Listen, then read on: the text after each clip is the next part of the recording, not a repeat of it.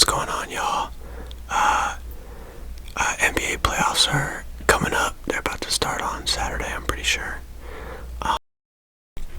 Today is going to be the first round of play-in games. So we got the Cavs and the Nets facing off in the top seeds of the Eastern Conference play-in.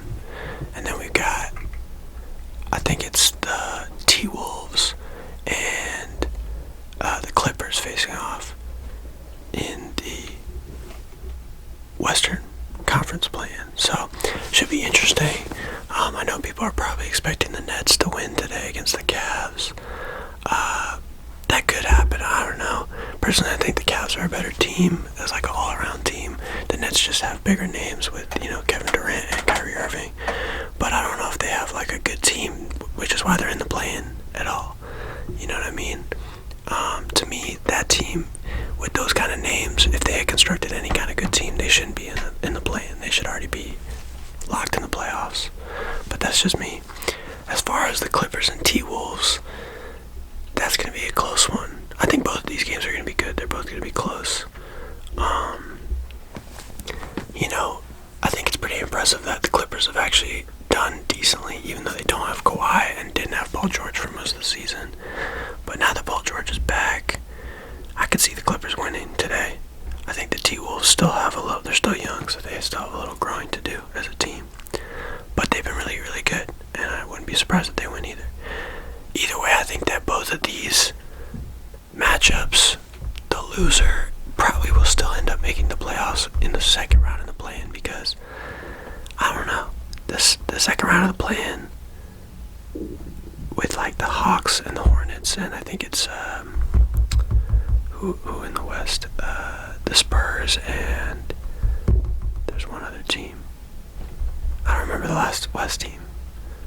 Is it? Oh, it's the Pelicans. It's the Spurs and the Pelicans. I don't know if any of those teams are really good enough to go to the playoffs, honestly. I definitely feel like the teams that are currently in the 7 and 8 spot that are going to face off today will probably end up making the playoffs. But who knows? Because last year in the play-in, I think it was the Wizards or maybe it was the Grizzlies. Somebody climbed their way up in there. So we'll see what happens. I'm excited for the actual playoffs to start. I'm a Raptors fan personally, and the Raptors and the 76ers are going to start their series on Saturday night. I think it's going to be a great series. I think it's going to be the best first round series. And I'm not just saying that because my team is in it, because it's not about that. They're the 4th and 5th seed, so they're like very close together. And they have really similar records. And even though the Sixers definitely have the superstar advantage, they have Joel Embiid and James Harden, obviously, they just haven't looked good over the last couple weeks. They look like they're kind of falling apart a little bit, versus the Raptors have been super hot, really putting things together as a team. Kind of like I said about the Cavs versus the Nets. I think the Raptors have a better, more cohesive team than the Sixers do overall, even though the Sixers have better, at least 2 better players who are bigger names. So I think that's gonna be a great series. It's literally gonna be like a dogfight. I think it probably will go to at least 6, but probably 7. I won't be surprised if it goes to 7.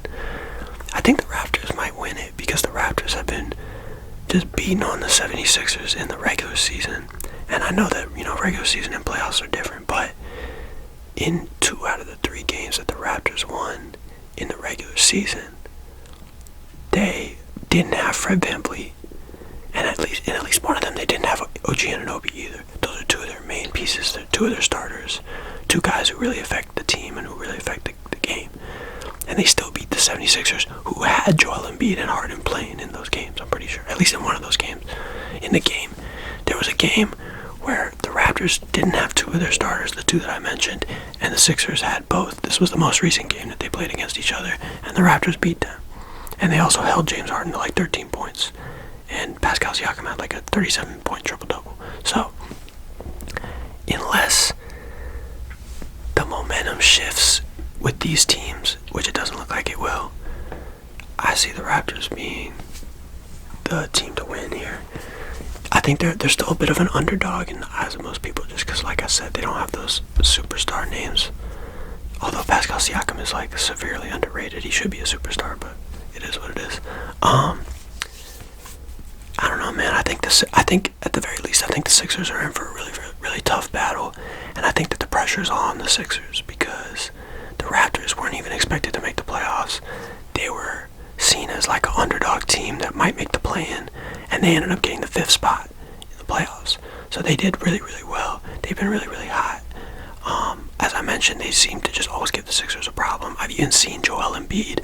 I'm pretty sure I saw him say that he thinks the Raptors guard him better than any other team in the NBA. So this is not a matchup that the Sixers wanted to have to go through in the first round, I don't think. And I think if there's any team that can beat the Sixers, it's the Raptors. And I think if there's any team that the Raptors can beat, it's the Sixers. So I think this is the best matchup for the Raptors. And I think it's the worst matchup for the Sixers, maybe, of the potential matchups that they could have got in the first round at least. So yeah, I'm excited. I think it's going to be an interesting round.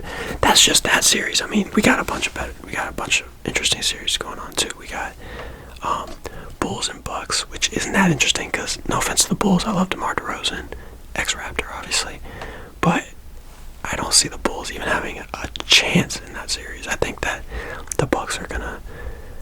I think they're gonna get them pretty good. They swept them in the regular season. The Bucks did, and the Bucks are the reigning champions. So I just don't see the Bulls being able to do much in that series. But still a good series because those are two good teams that have been good over the season. I know the Bulls have kind of fallen apart lately too, but then we've got. Well, then I guess we're waiting to see what else in the East because we're still waiting to see who wins the play-in. So the other matchups in the East, we don't know yet.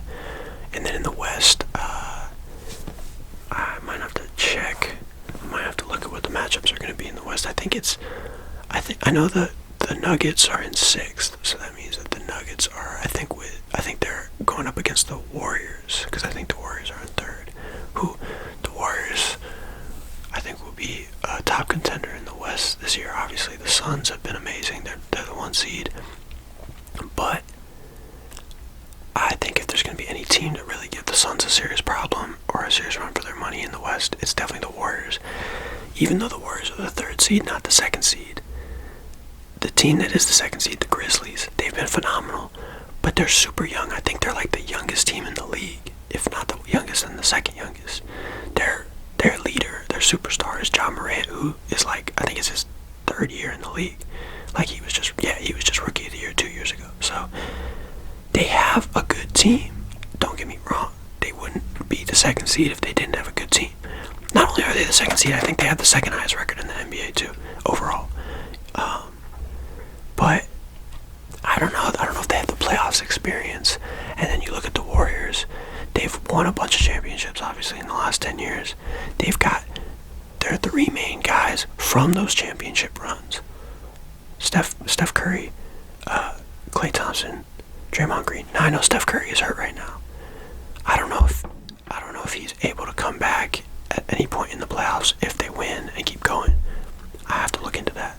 But even without Steph Curry, I still think that between those guys that they have who are vets who've won championships before, and then all the young talent that they have right now, like Jordan Poole,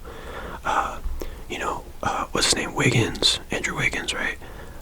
Wiseman, I can't remember his first name. They've got Jonathan Kuminga, who is actually a really good rookie. I feel like people don't even talk about enough just because he's on such a good team. They got a lot of young talent as well as their veteran talent. So all I know is it's going to be a really interesting year for basketball, for the playoffs.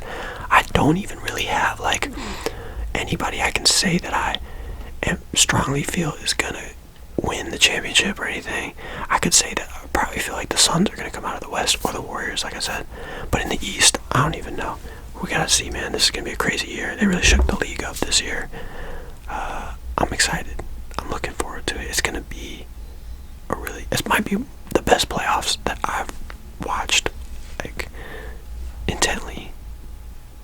At least since the Raptors won the championship. So, I don't know, man. I'm excited. But go Raptors. And, yeah, man. I don't want to, like, talk crazy. I do think the Raptors actually have a better chance to make it out of the East than I initially thought at the beginning of the year. So we'll have to see. I could be wrong. But the East is very tight, so we gotta see. Thanks for listening, y'all. Make sure to hit like and subscribe for more content.